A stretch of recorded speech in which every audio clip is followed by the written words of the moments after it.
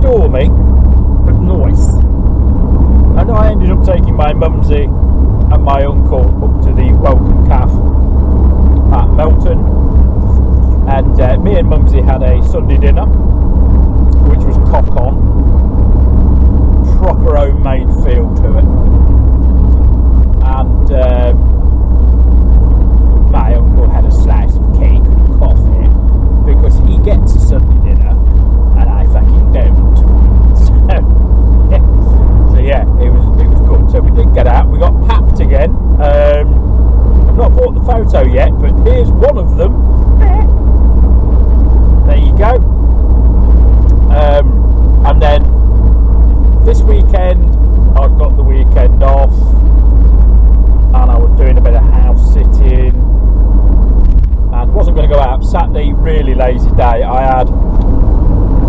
It was very windy Saturday, and it was lashing it down, and it was kind of what we've had all week.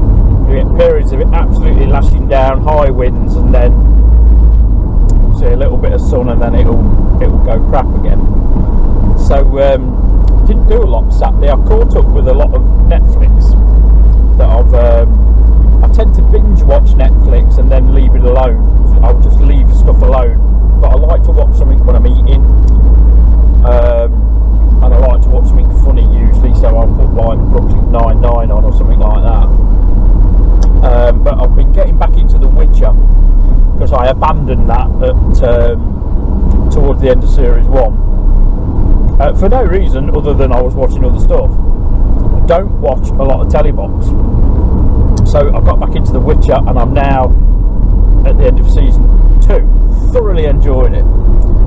And I also started Killing Eve, and I thought that was very, very good, but I'm only a few into them. But it's I have noticed on a lot of these Netflix exclusive series that you do see a lot of the same actors crop up. You know, sometimes in the main sort of character role, but mainly as a sideline role, extra. I do believe they'd call it in trade. Because I'm pretty sure the guy who plays the head Witcher is also in Killing Eve as her controller. Fairly sure it's the same guy. But used to get that. I can remember seeing that, especially in the 80s. Aussie soaps. There was literally about 10 actors that just did the rounds of the Aussie soaps. Doesn't matter what it was. Whether it was about flying doctors, Neighbours, obviously the most famous one, Home and Away and all that lot, you'd see the same people crop up, and you'd see the same extras. That was quite funny, and if there was an Australian film out, you can guarantee nearly all of them would be in it at some point. That was quite funny. It was like this home pool of actors. So I've been doing that. I've had a couple of hours in the shed on Pinky, and you weren't really in the mood. Sunday morning I did the most, and I'd done all my chores. I went in the shed, I've put the carbs back on, I've done a few of the coils back on, carbs back on, and a couple of little fiddly jobs, front brakes back on, stuff like that. And then it got to about 8:30 Sunday morning, and I thought, I wonder if they're going out, because I know sometimes we don't all go out as a group as a rule. This is a new thing. I don't usually socially ride. I've really enjoyed it because I know everybody, it's a good crowd, know how they ride. But I've texted one of them, and he was going out, and his mate will be with him, and so we went to Burbage, which is fairly local, and there's a nice little cafe on the common there. There's actually a couple. There's one side of the common and one the other, and I've got no idea which side this is, but we went there. It was called Acorns. Very nice chill place, loads of doggies. They got loads of doggy for us. It was really good. And then we went a ride up to the Superbike factory at Donington. And that was nice, and it was pretty busy when we got there, but we'd been sort of skirting the rain clouds all the way. And when we got there, it just started spitting. Fuck me, you want to see how quick that car park emptied? It's like people think they're going to melt if they get a bit of rain on them. I find it comical that these people that all over Facebook want to call themselves rock hard bikers, and I do this and I do that. As soon as a spot of rain falls, that's it, panic and they're off. I mean, you wanted to hear some of the griping that I was sort of earwigging. It's unbelievable. It's honestly like, oh, we can't go out because the bike will melt. Or will melt. I find it pathetic. Some of the best therapeutic rides I've had in my life have actually been in the rain, because you get into yourself a bit more. And I mean, you should be switched on a bike anyway, but you sort of switch on that little notch more, and it's highly satisfying.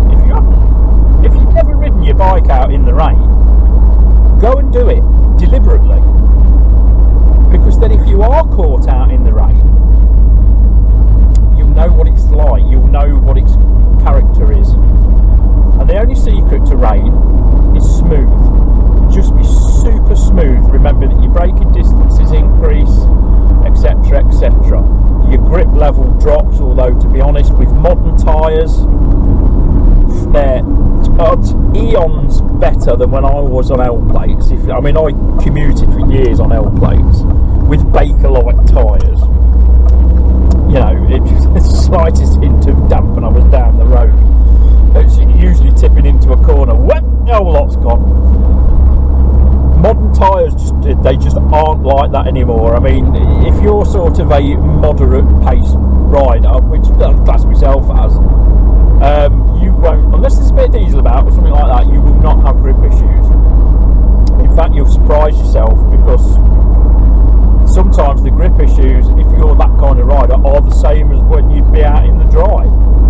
And it's all about confidence. You've got this little gremlin in the back of your head that every roundabout, every junction, all this lot, because it's been drummed into you for years in magazines and stuff like that. Well, you're going to fall off. This diesel, you're going to fall off. Yes, there is diesel about. Yes, you will have the odd slip and slide. But with modern tyres, they're so much better in the wet. So it doesn't bother me if it rains. Honestly, the three of us were sat in the bench drinking a coffee in the rain. I ain't bothered. They got wet going home. I got wet in the last couple of miles. I'd sort of skirted it, but you could see everywhere, absolutely belted it down. We'd literally just rode the edge of it. And when I was coming back down from Donington and heading for like Kirby Mallory, there's so much water on the road that obviously had a massive cloud burst. But the roads were drying out. They were already drying out. But I got to Earl Shilton and it started raining properly. Now I'm on the scoot, which does have pretty decent weather protection anyway, it must be said. And it really just sort of the bottom of my trousers got wet. My jacket's showerproof anyway, didn't let anything through. My gloves didn't let anything through. The only problem with my jacket is they're sort of cotton cuffs, because it's a bomber jacket style. So yeah, they got wet, but I didn't. Just like the bottom of my trousers, the outside of my thighs, because it's the only bit I can't tuck in. Quite lucky, because on the scoot I can, why do I keep calling it a scoot? It's an underbone motorcycle. But I can tuck my knees in and get them out of the breeze, and you will not believe this, at full chat that can make 10 mile an hour difference. People think you're joshing them. It doesn't, because you're taking stuff out of the airstream, because obviously stick a person on a bike and they're just a sail, you're a drag harness. So yeah, I've got home thoroughly happy and glad I went out, really glad I went out. We came back about lunchtime, and then I had another little hour in the shed and just chilled out. Had a proper chill out weekend, good time with friends. And I'm not a sociable person. I will, you know.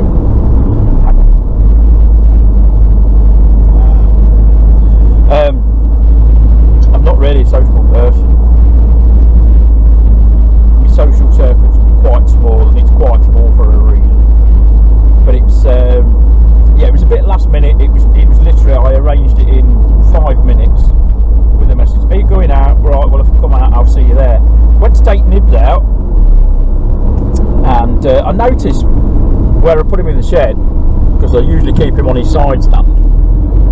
There were a couple of spots of oil by the stand. Now I had, last time we went out, looped the chain, and I've always been told to lube the chain when it's hot. So you go out for a ride, come back, and then lube the chain while the chain's hot, because all the grease will melt and it'll get in all the rollers better.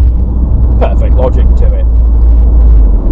So I'd done that. So I didn't know whether it was chain lube or not. I didn't do the old finger test. Didn't do that. But anyway, I started her up. You're all right. I got down to one of the local crossroads. I just noticed this wisp of smoke coming up by the sprocket cover, which again suggests chain lube. And I thought, you know what, I'm not going to risk it, just in case I've got a tiny little leak, and I don't want it on the exhaust, because we don't want the fucking thing catching fire, basically. So I turned around,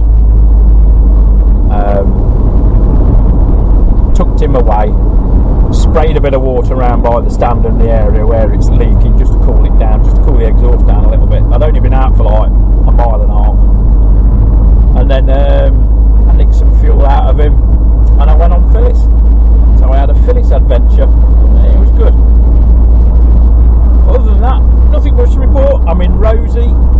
We're going away to Scotland soon. I should probably take Rosie. I'm tempted to take Flo the micro, because she's never been to Scotland and I like a bit of a challenge, you know. So I don't know. So anyway, that is your beginning of week catch up. Obviously when I go out again, we'll film it. It's Founders Meet this weekend coming at Stamford Hall near Lutterworth, Leicestershire. That's got all like the pre-war bikes and stuff like that. It's the really old stuff, but you do get a good mix. Now every time I've been it's been on, I've been working, but I'm not working this weekend, so I don't know, potentially I could go, but the weather, it's Gev pants weather, but that's like looking a week ahead, and you know what weather forecasts are like at the minute. It's like they can't predict a pissing hour ahead. Half the rain we had at the weekend was not predicted. So it's motorcycling, brother. Come on, my brother.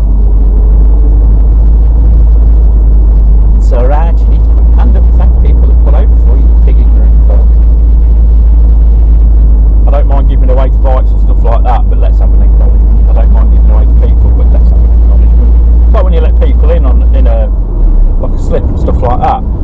Fucking half of them these days don't bother. Whinge, moan, Jim, you're always moaning, but it's true. Absolutely true. It's like, at the weekend, I got a fair few nods out on Phyllis, actually, to be fair, which was nice, and it must look hilarious that this little 125 step-through thing is leading other bikes. And it feels really funny, but Phyllis sets a nice pace. 50 miles an hour is a nice pace if you're just going out